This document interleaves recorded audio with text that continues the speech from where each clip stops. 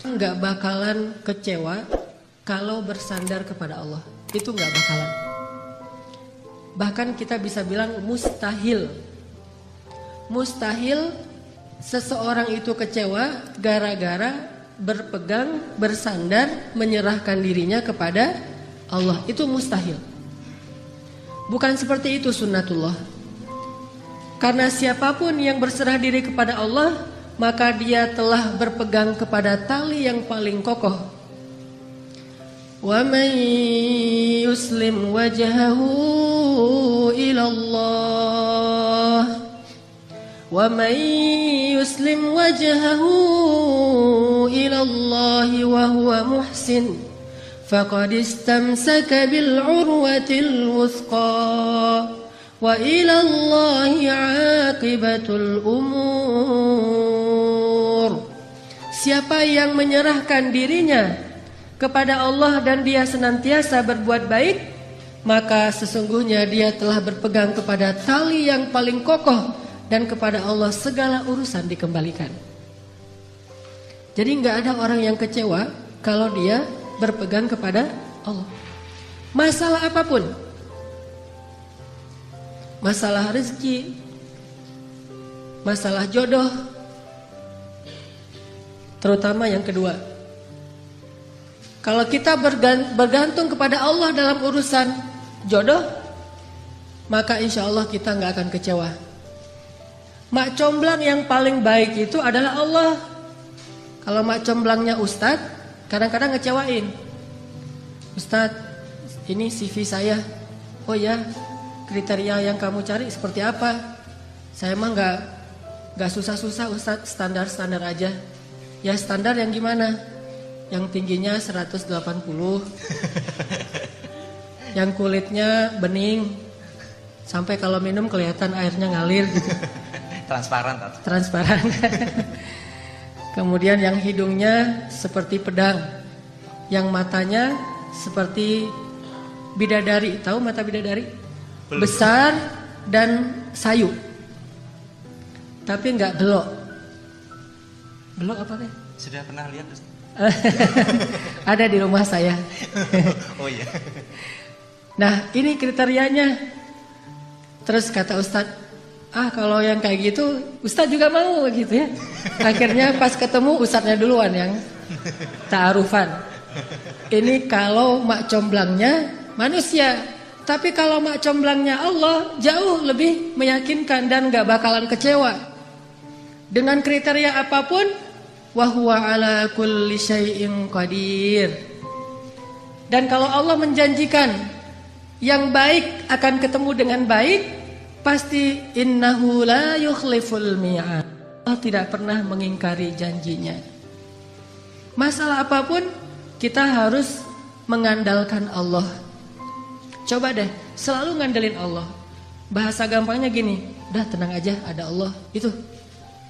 Dan kalau kita sudah melibatkan Allah, la yudayyi'akallahu idzan. Itu pasti Allah nggak bakalan ngecewain kamu.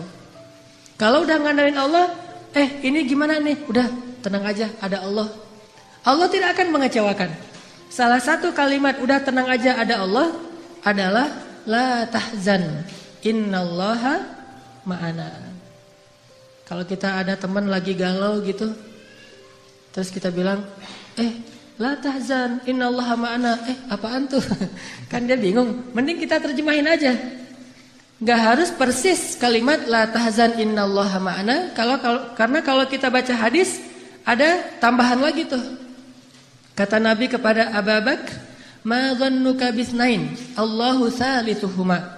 Ya Abu Bakar, kenapa kamu berpikir kita cuma berdua, padahal Allah yang ketiga? Kalau dalam ayat la tahzan, innallaha ma'ana. Kalau bahasa kita, woles bro, woles, tenang aja, ada Allah. Santai bro, karena ada Allah. Itu bahasa Arabnya la tahzan, innallaha ma'ana. Andalin Allah dalam masalah kita. Ada masalah apapun, serahin aja sama Allah. Bismillah, la haula wala quwata illa billah. Bahkan kadang-kadang hanya dengan berzikir la haula wala quwata illa billah, Allah kasih keajaiban yang luar biasa. Karena setelah seseorang bersandar kepada Allah, la yudayya'anallahu idzan. Pasti Allah enggak akan ngecewain. Coba teman-teman bayangin, Nabi itu udah ikhtiar habis-habisan.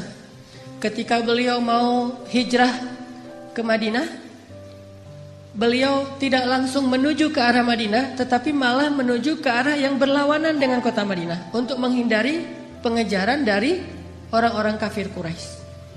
Yang kemudian beliau menginap beberapa malam di dalam Gua Thur. Sebetulnya kalau mau disebut lebih pantas bukan gua, tetapi lubang, karena kecil sekali. Dan kemudian beliau meminta tolong kepada keluarga Abu Bakar untuk membawakan makanan setiap hari, yang waktu itu dibawa oleh Asma bintu Abi Bakar yang sedang hamil 7 bulan. Naik turun gunung untuk bawa makanan kepada Rasulullah. Kemudian anak laki-laki Abu Bakar menghilangkan jejak dan mencari berita. Ikhtiar yang udah maksimal. Tapi qadarullah, ketahuan juga. Ada pembaca jejak yang tahu ternyata Muhammad bukan menuju ke arah kota Madinah, tetapi berlawanan. Sehingga mereka mengejar Rasulullah sampai di mulut gua. Di sini ada pelajaran, gimana pun hebatnya ikhtiar kita, selalu ada celah untuk bisa gagal. Walaupun tetap kita harus berikhtiar, tetapi tidak akan pernah sempurna dengan hanya ikhtiar logika kita.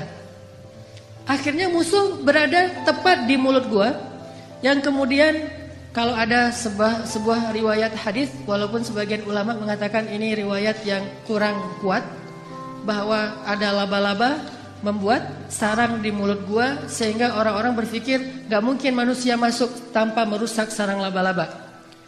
Ada lagi hadis yang mengatakan ada merpati yang membuat sarangnya juga di mulut gua, gak mungkin orang masuk tanpa merusak sarang merpati, dan seterusnya. Tetapi di atas semua itu, Allah Subhanahu wa ta'ala lah yang menjadikan pandangan mereka tidak mengarah kepada Rasulullah sallallahu alaihi wasallam dan Abu Bakar. Ketika mereka berada tepat di mulut gua, kalau mereka mau ngelihat ke bawah sedikit saja melongo, itu sudah kelihatan Rasulullah dengan Abu Bakar. Tetapi Allah palingkan wajah mereka. Mereka melihat ke seluruh penjuru kecuali ke bawah kaki mereka. Sampai Abu Bakar udah khawatir sekali. Kalau bahasa kita mungkin udah galau berat nih. Kemudian Abu Bakar mengatakan, ya Rasulullah, kalau mereka ngelihat ke bawah nih pasti kita ketahuan. Abu Bakar tidak takut kepada mereka. Abu Bakar khawatir terhadap keselamatan kekasih beliau, yaitu Rasulullah.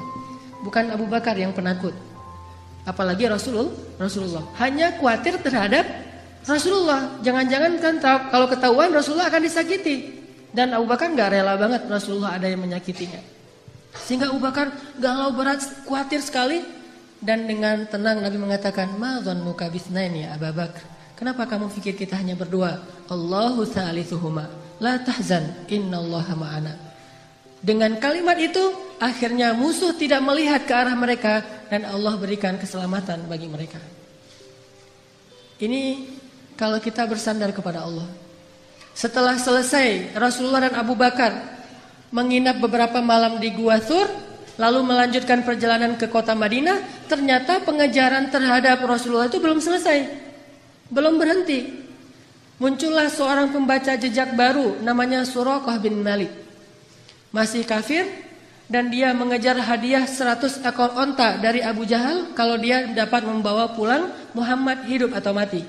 100 ekor onta. Teman-teman tahu harga 1 ekor onta?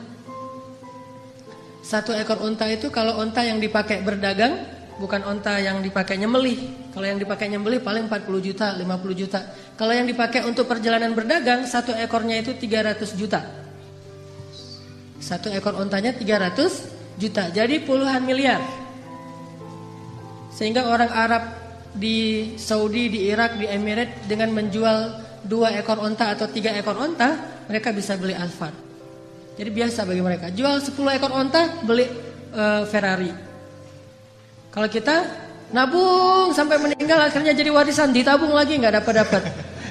Jual kambing, jual sapi, jual segala macam. Karena onta itu harganya mahal, apalagi onta merah bisa sampai 700 juta. Kalau yang di Dubai itu sering diperlombakan, itu onta-onta yang berkualitas, itu 1 ekornya bisa di atas 1 miliar. Kuda aja bisa sampai 3 miliar ya. Makanya Abu Jahal menawarkan, siapa yang bisa membawa pulang Muhammad hidup atau mati, saya kasih 100 ekor unta yang terbaik. Akhirnya Suraqah bin Malik semangat mencari Rasulullah SAW. Dia baca jejak di setiap penjuru padang pasir. Karena dia berpengalaman membaca jejak, dia lihat langit, dia lihat pasir yang terbang gara-gara ada orang yang berjalan cepat di padang pasir. Dia lihat merpati, dia lihat alam. Akhirnya dia menemukan Nabi SAW dengan Abu Bakar. Ketemu. Begitu sudah dekat, kemudian tiba-tiba dengan takdir Allah, Allah memperlihatkan kekuasaannya. Kuda yang ditunggangi oleh Suraqah terperosok dan jatuh. Kemudian Suraqah bangkit, naik lagi ke atas kudanya, dan kudanya tidak mau berjalan. Kuda itu seperti melawan sehingga Suraqah jatuh sampai 3 kali. Allah ala kulli syai'in qadir. Serahin sama Allah. Akhirnya Suraqah berjalan kaki, nggak menyerah. Kudanya nggak mau jalan, dia nggak pundung, dia nggak menyerah. Akhirnya dia jalan kaki. Dia kejar Rasulullah dengan berjalan kaki. Setelah mendekat kepada Rasulullah, tiba-tiba Rasulullah mengatakan, "Ya Suraqah, bagaimana pendapat kamu kalau kamu memakai pakaian khusus Raja Persia?" Kata dia, "Pakaian Raja Persia?" "Ya," kata Rasulullah. Mau, kata Suraqah. Kata Rasulullah, "Kalau begitu, halaulah orang-orang yang ingin mengejar kami. Kelak kamu akan memakai pakaian Persia, Raja Persia." Sehingga akhirnya Allah Subhanahu wa taala membolak-balikan hati manusia. Yang tadi marah kepada Rasulullah, benci kepada Rasulullah, ingin mengambil keuntungan dari menangkap Rasulullah, Allah balikkan hatinya tiba-tiba menjadi pendukung Rasulullah SAW. Walaupun belum beriman, tapi dia mendukung Rasulullah. Dia lupa dengan 100 ekor onta. Coba bayangkan secara logis, 100 ekor unta itu sudah jelas. Yang menawarkannya Abu Jahal, orang paling kaya di Mekah. Sedangkan pakaian Persia yang nawarinya seorang laki-laki yang bahkan dari kampung halamannya aja terusir. Dan bagaimana dia akan berikan jubahnya Raja Persia kecuali dengan cara menaklukkan negeri Persia. Dan bagaimana dia akan menaklukkan Persia sedangkan di rumahnya aja, di kampungnya aja dia dalam keadaan lemah dan terusir. Ini kan gak logis. Kok bisa Suraqah percaya sama Muhammad yang dalam keadaan terusir, memberi janji yang aneh, tapi dia meninggalkan janji-janji Abu Jahal 100 ekor unta yang paling realistis. Ini kebesaran Allah Subhanahu wa taala. Dan ini juga sebagai bukti Rasulullah itu benar-benar al-amin, as-sadiqul masduq, orang yang selalu dipercaya bahkan oleh musuhnya. Suraqah lebih percaya kepada Nabi walaupun Nabi terusir dengan janji yang aneh itu daripada kepada Abu Jahal yang realistis. Sehingga akhirnya Allah menyelamatkan Rasulullah dan Abu Bakar sampai di Madinah.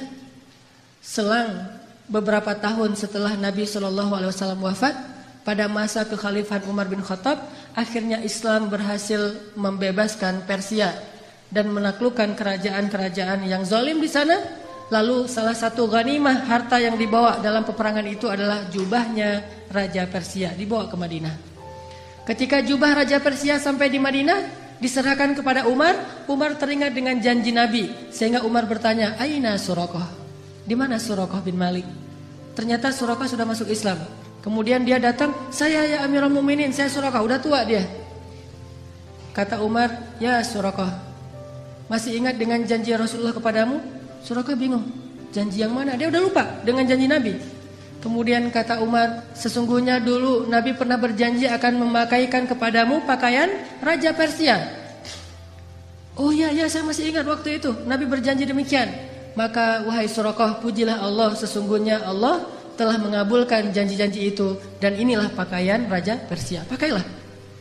Pas dilihat oleh Suraqah, sutra semua, bagus sekali pakaiannya. Dia ganti bajunya, dia pakai baju Raja Persia, dia pakai mahkotanya, dia pakai sepatunya, dia pakai pedang yang bertahtakan banyak berlian-berlian di atasnya. Sehingga Suraqah tiba-tiba seolah-olah menjadi Raja Persia. Dia muter-muter keliling kota Madinah. "Oh, saya Raja Persia, saya Raja Persia." Sehingga semua orang tertawa terhadap Suraqah dan mereka bersyukur kepada Allah Subhanahu wa taala yang telah menepati janjinya melalui lisan Nabi sallallahu alaihi wasallam. Muhammad sallallahu alaihi wasallam. Libatkan Allah dalam urusan kita, gak bakalan kecewa. Pakai Allah, andalkan Allah, berserahlah kepada Allah dalam urusan kita, sepele apapun. Bukankah Nabi mengatakan, mintalah kepada Allah walaupun cuma garam? masak, aduh garam habis, Allah garam, gitu. Saya dulu ketika sempat dulu ikut jamaah tablik ketika saya masih SMA, ada satu hal yang saya belajar dari jamaah tablik waktu itu tentang nggak boleh minta sama manusia. Jadi kita kalau jemaah tabligh itu makan kan di talam gitu ya, makan bareng-bareng rame-rame gitu. Satu talam ada 5 orang. Nah, yang petugas khidmatnya membagi-bagikan lauk setelah nasinya ditaruh di talam, kemudian lauknya dibagi-bagiin. Ada ikan, ada sayur segala macam. Setelah selesai dibagi-bagikan, karena mungkin jumlah pesertanya banyak, lauknya sedikit, akhirnya dibaginya sedikit-sedikit. Pas kita lagi makan, ikannya habis, maka kalau pengen minta tambahan ikan, nggak boleh minta kepada petugas, mintanya ke Allah. Jadi itu SOP di jamaah tabligh yang dulu saya pernah ngalamin. Kalau ada masalah mintanya ke Allah. Jadi kalau kita kurang lauk, Allah ikan ya Allah. Akhirnya dia dengar, oh ikan datang, Masya Allah, Allah datangkan ikan gitu. Walaupun agak lucu, tetapi sebetulnya ini mengajari tentang berharap kepada Allah. Memang lucu sih awalnya, tapi lama-lama benar-benar kerasa di hati. Begitu kurang sedikit, Allah ini sayurnya kurang sedikit ya Allah, maaf ya Allah. Akhirnya datang sayur, Masya Allah, Alhamdulillah gitu. Sampai ada teman yang lagi masak, dan dia emang chef yang udah hijrah, kemudian ikut kayak jamaah tabligh gitu. Masakannya enak. Teman-teman yang lain nanya, ini cara masaknya gimana kok enak banget? Oh gampang masaknya. Gimana? Siapkan sayur segala macam, udah gitu masukkan ke dalam air, setelah itu beri garam sedikit, kemudian minta kepada Allah, ya Allah kasih enak ya Allah. Nanti Allah kasih enak. Ternyata tipsnya adalah minta kepada Allah, walaupun dia mungkin punya bumbu rahasia, tapi dia nggak mau bicara tentang asbab, dia mau bicara tentang hakikat. Minta sama Allah buat enak, sehingga Nabi mengatakan, mintalah kepada Allah walaupun cuma garam. Mintalah kepada Allah walaupun cuma garam. Bercermin habis mandi, aduh ya Allah jerawat, gimana ya biar ini hilang. Minta sama Allah jerawat, minta ke Allah untuk dihilangkan. Siapa ada sahabat yang penyakit kulit terus minta kepada Allah dihilangkan? Tabi'in maksudnya. Uwais Al-Qarani yang menggendong ibunya kemana-mana. Dia punya penyakit kulit di seluruh tubuhnya, terus dia berdoa, ya Allah hilangkan penyakit kulit saya, sembuhkan saya, kecuali sebagian kecil saja di bagian pusar. Jadi ada syarat buat dia dalam berdoa, hilangkan semuanya kecuali sebagian di perut. Kenapa? Supaya kalau saya lihat bekas sakit di perut ini, saya teringat dengan nikmat bahwa Engkaulah yang menyembuhkan. Tiba-tiba sembuh semuanya kecuali di bagian perut. Sehingga Nabi berkata, sesungguhnya sebaik-baik tabi'in adalah Uwais Al-Qarni. Padahal Nabi gak pernah ketemu Uwais, tapi tahu namanya dan memberi berita tentang dia. Ini mungkin satu-satunya tabi'in yang disebut namanya oleh Nabi. Gak ketemu tapi kenal. Mukjizat. Sebaik khairut tabi'in Uwais Al-Qarni. Sebaik-baik tabi'in Uwais Al-Qarni. Kalau kalian sempat temuilah dia, ciri-cirinya dia punya bekas penyakit kulit di perutnya. Dia orang yang tidak dikenal di negerinya. Dan mintalah doa dari dia, sesungguhnya doa Uwais tidak ditolak oleh Allah Subhanahu wa taala. Jadi masalah sepele apapun minta sama Allah. Makanya dalam Islam kita mengenal doa sehari-hari. Mau keluar, bismillahirrahmanirrahim, tawakkaltu 'alallah, la haula wala quwata illa billah. Tambah dengan doa syafaat. Mau makan, bismikallahumma amutu wa ahya. Ya, salah. Jadi tidur gitu. Mau tidur ada doanya. Bahkan kalau Nabi baca doa tidur aja panjang banget tuh.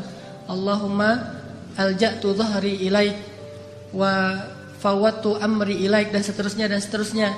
Amantu bi kitabikal ladzi anzalt wa bi rasulikal ladzi arsalt, bismikallahumma amutu wa ahya. Mungkin kalau kita nggak hafal, ya udah bismillahirrahmanirrahim aja gitu. Standar lah ya. Kemana-mana bismillahirrahmanirrahim, la haula wala quwata illa billah. Pokoknya ada masalah apapun libatin Allah. Kalau bahasa sosial media, jangan lupa nge-tag Allah. Jangan lupa nge-mention Allah. Gimana nge-tag Allah sama nge-mention Allah? Teman-teman pernah nggak diundang makan sama, atau diajak makan sama temennya, ditraktirin makan, udah gitu foto-foto karena ternyata tempat makannya itu cozy, instable. layak untuk di selfiein gitu. Wah ini tempat makannya cozy banget nih, selfie yuk, selfie gitu ya. Udah selesai selfie, udah gitu kita posting. Selfie-nya sama siapa? Bareng dengan teman yang naktirin kita. Setelah selesai selfie kita posting. Etis nggak kalau kita posting tapi kita nggak nge-tag orang yang mentraktir kita? Nggak etis ya? Pasti kita di captionnya tuh nulis, alhamdulillah hari ini makan enak di tempat yang cozy banget. Makasih ya buat siapa gitu kan? Yang udah naktirin saya kan gitu nge-tagnya. Begitu juga ketika kita menikmati rezeki dari Allah, agak kurang etis kita makan enak tapi Allah nggak di-tag gitu. Cara nge-tag Allah, Bismillahirrahmanirrahim.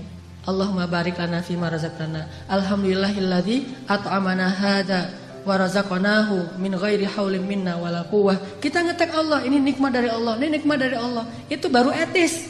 Kita ngeposting banyak nikmat tapi Allahnya nggak di-tag. Ke manusia aja nggak enak, apalagi kepada Allah. Kalau nge-mention Allah, ada sesuatu yang indah, Masya Allah, Subhanallah, Allahu Akbar, dan segala macam. Jadi setiap kali ngelihat sesuatu yang keren, kita mention. Kayak kita lagi ngelihat sesuatu yang viral di sosial media, akhirnya karena ini bagus banget videonya, inspiring, lucu, kece gitu, akhirnya kita mention ke teman kita, lihat yang ini, di mention, @fulan, gitu kan ya. Maka setiap kali kita ngelihat sesuatu dari ciptaan Allah yang kece, yang keren, yang luar biasa, harusnya kita mention Allah, Masya Allah. Jadi kalimatnya tuh seolah-olah Masya Allah, Subhanallah, Alhamdulillah, aja terus. Karena kita ingin menghargai Allah. Ini artinya melibatkan Allah. Siapa yang melibatkan Allah dalam urusannya, maka Allah akan tambahkan kebaikan dan keberkahan. Fadhkuruni azkurkum ana inda dhanni abdi bi. Ingat aku ingat kalian, dan aku tergantung prasangka hambaku kepadaku. Coba teman-teman perhatikan ayat yang tadi kita baca di Al-Qasas, kisah Ibu Musa. Ini salah satu contoh orang gak bakalan kecewa kalau ngandelin Allah. Jadi ceritanya Fir'aun itu bikin peraturan, keputusan presiden, bahwa kalau Bani Israel melahirkan bayi laki-laki bakal dibunuh. Sejak ketahuan bayi laki-laki lahir, langsung diambil sama prajurit. Ada yang dibunuh di tempat dengan digorok, ada yang dibakar hidup-hidup, ada yang dibenamkan dalam pasir, ada yang dihanyutkan ke sungai. Bahkan yang lebih menyakitkan lagi, ada yang dijadikan sebagai makanan hewan-hewan peliharaan Fir'aun di istana. Harimau, singa, bayi-bayi Bani Israel. Yuzabbihuna abna'akum wa yastahyuna nisa'akum. Mereka membunuh bayi-bayi laki-laki kalian dan memperbudak perempuan-perempuan kalian. Dan itu ayatnya banyak sekali. Sampai setelah sekian tahun bayi laki-laki Bani Israel terbunuh terus, akhirnya Bani Israel ini kekurangan laki-laki. Karena kekurangan laki-laki yang bekerja di kuli-kuli bangunan segala macam sudah berkurang. Budak-budak sudah berkurang, yang kuat-kuat sudah nggak ada. Akhirnya Firaun mengubah kebijakannya, karena dia juga takut kehilangan budak. Orang Kipti itu nggak mau kerja, orang Mesir asli namanya Kipti, bahasa Inggrisnya Egyptian. Tetapi Islam tidak mengenal Egyptian, hanya mengenal Misri. Makanya udkhulu Misra aminin, masuklah Mesir, bukan masuklah Egypt. Kalau dalam Al-Quran, Mesir itu tidak disebut Egypt. Kenapa orang Inggris nyebutnya Egypt? Karena ingin menghilangkan sejarah Islam dan mengambil sejarah Fir'aun, bahwa yang tinggal di sana itu suku Kipti atau Egyptian. Orang Egyptian ini, orang Kipti ini malas bekerja, terbiasa santai gitu. Sehingga kalau ada masalah mereka tidak bisa ngandelin diri mereka sendiri, selalu mengandalkan Bani Israel. Akhirnya Fir'aun mengubah kebijakannya. Yang tadi semua bayi dibunuh, sekarang kebijakannya berubah. Setahun boleh melahirkan anak laki-laki, tahun berikutnya nggak boleh. Jadi selang-seling. Dan qadarullah, Harun lahir di tahun bolehnya lahir anak laki-laki. Makanya nggak ada kisah Harun dikejar-kejar sama tentara. Dia aman. Begitu dia lahir, oh ini tahun yang boleh lahir anak laki-laki, tumbuh tanpa ada ancaman. Kakaknya Musa. Sedangkan Musa lahir di tahun nggak boleh lahir anak laki-laki. Sehingga saat Musa lahir, ibunya langsung bingung, ini bagaimana menyelamatkan bayi ini. Saya nggak rela kalau bayi ini dibunuh. Ini bayi punya aura yang luar biasa, lebih daripada kakaknya Harun, padahal dua-duanya nabi. Akhirnya Allah ilhamkan kepada Ibu Musa lewat mimpinya. Kemudian Ibu Musa konsultasi dengan ulama-ulama Bani Israel dan ternyata mimpi itu benar. Dia disuruh menghanyutkan Musa ke Sungai Nil. Ini tidak logis. Tetapi tidak butuh logis kalau yang menyuruhnya Allah Subhanahu wa taala. Gak harus logis kalau yang menyuruhnya Allah. Karena logika atau hukum ilmiah itu adalah ciptaan Allah. Allah bisa melakukan sesuatu dengan hukum ilmiah atau tidak dengan hukum ilmiah atau bahkan bertentangan dengan hukum ilmiah. Seorang lahir tanpa ayah, tanpa ibu, Adam. Atau tanpa ayah hanya punya ibu, Isa. Atau bahkan seekor onta lahir bukan dari induknya tapi dari batu, untanya Nabi Shalih. Allah bisa melakukan sesuatu sesuai dengan hukum ilmiah, bertentangan dengan hukum ilmiah, atau tidak seperti hukum ilmiah. La haula wala quwata illa billah. Sehingga akhirnya setelah diyakinkan oleh banyak ulama, banyak kiai-kiai Bani Israel, Bu, hanyutkan bayinya ke Sungai Nil, serahkan sama Allah, udah biarin aja Allah yang ngurus. Tapi nanti kalau hanyut gimana? Nanti kalau dimakan kuda Nil gimana? Nanti kalau sampai ke Sudan, kan Nil itu panjang ya, melintasi dua negara, Mesir dan Sudan. Tapi kemudian diingatkan lagi, Allah tidak akan mengecewakan. Bukankah Allah mengatakan, kami pasti akan mengembalikannya kepadamu wahai Ibu Musa? Maka la tahzani, jangan khawatir wahai Ibu Musa. Udah gak usah khawatir. La takhafi wa la tahzani. Jangan takut, jangan sedih. Jadi kalau kita udah benar-benar bersandar sama Allah, hilang rasa takut yang berlebihan, galau yang berlebihan itu hilang. Jadi orangnya santai, udah tenang aja ada Allah. Akhirnya Ibu Musa menghanyutkan bayinya ke Sungai Nil dengan sebuah tabut kayak keranjang gitu. Dan Allah punya skenario yang sangat unik. Yang tadi dihanyutkan ke Sungai Nil menghindar dari Fir'aun, ternyata justru Allah membelokkan keranjang itu masuk ke sebuah selokan yang membawanya ke arus tempat pemandian keluarga Fir'aun. Jadi dihindarkan dari Fir'aun, malah didatangkan kepada Fir'aun. Ini unik skenario Allah. Makanya gak harus logis untuk taat. Taat aja, ntar Allah memberikan kita pemahaman. Logika manusia butuh waktu untuk memahami maksud Allah. Al-Quran aja dibuktikan secara ilmiah kadang-kadang setelah 1000 tahun. Marajal bahraini yaltaqiyan bainahuma barzakhul la yabghiyan. Mungkin para sahabat dulu bingung, mana ada dua laut yang bertemu tapi tidak bercampur. Apakah gara-gara belum bisa difahami, belum logis lantas dibantah? Logika kita itu loadingnya lambat. Butuh waktu 1000 tahun hanya untuk membuktikan kebenaran satu ayat. Coba kalau belum terbukti kita nggak beriman, butuh 1000 tahun. Usia kita cuma 60 tahun. Maka katakan saja sami'na wa ata'na, serahin sama Allah. Allahu a'lam, wallahu ya'lamu wa antum la ta'lamun. Allah tahu, kalian nggak tahu. Malah masuk ke dalam selokan yang membawa Musa kepada keluarga Fir'aun. Ditemukan sama dayang-dayang. Pas dibuka kotaknya ternyata ada bayi yang sehat, yang luar biasa auranya. Semua orang yang lihat pasti jatuh hati kepada bayi ini. Dibawa masuk ke istana, diserahkan kepada istri Fir'aun. Langsung istri Fir'aun jatuh hati. Dan qadarullah, waktu itu istri Fir'aun belum punya anak, sehingga sangat menginginkan anak laki-laki. Dan ini yang paling keren nih. Apa kata istri Fir'aun? Qurratu ainin li walak. Anak ini menyejukkan hati saya dan hatimu wahai Fir'aun. Apa kata Fir'aun? Laki la liya. Menyejukkan hatimu, hati saya tidak, kata Fir'aun. Dari sejak awal juga mereka udah musuhan. Musa juga ngelihat Fir'aun. Ntar lihat aja. Dari bayi. Cerdas ini bayi. Jadi dari bayi juga udah tahu, ini bakalan musuh saya. Dan itu sahih beritanya. Apa sahihnya? Sampai suatu malam ketika Asia gendongin Musa ngeklek gitu ya, ketawa sama Asia, sama istri Fir'aun, ibu angkatnya. Sedangkan Fir'aun dari kejauhan dia aja gak mau dekat-dekat. Karena Fir'aun tahu bahwa ini bayi Bani Israel yang dilempar ke Sungai Nil gara-gara takut dibunuh. Dia gak rela. Cuman karena dia terlalu sayang sama istrinya yang cantik dan tidak punya anak, dia sabar. Nanti kalau udah gede bakalan dibunuh. Itu rencana Fir'aun. Sehingga akhirnya Asia bilang pada Fir'aun, Ya Aziz.